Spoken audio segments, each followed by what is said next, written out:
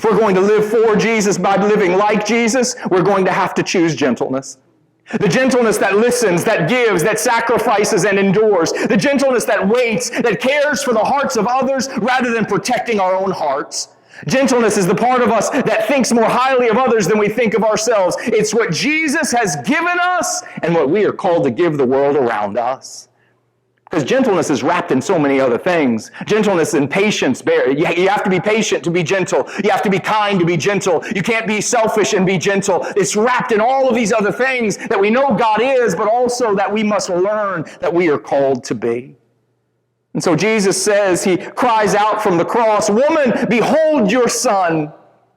And then he said to John, "Behold your mother."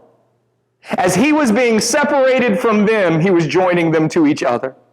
While Mary was losing her son, Jesus gave her John. While John was losing his closest friend, Jesus gave him his mother.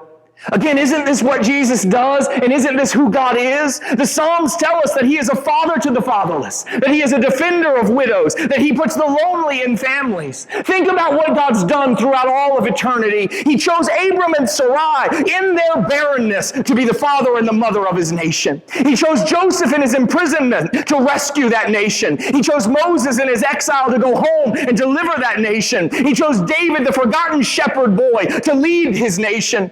Every story of Scripture is of someone who wasn't heard, who wasn't seen, who wasn't valued, who wasn't wanted, who wasn't understood by the people around them, but was embraced, sustained, loved, and then used by God.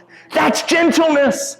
That's the goodness of God, where he can come to a family that is broken because they can't have children and say to them, "You're going to have my children."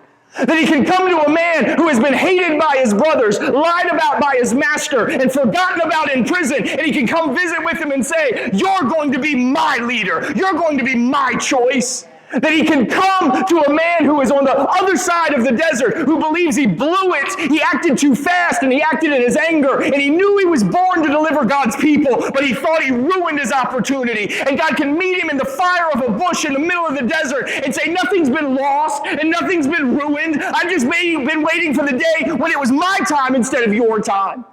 Guys, nothing gets lost with God, and that's his gentleness. He doesn't throw us away in our failure. He stays near us so that he can bring us back to his plan. We have to learn the gentleness of God so that we can, number one, apply it to our hearts, but then so that we can give it to the world around us.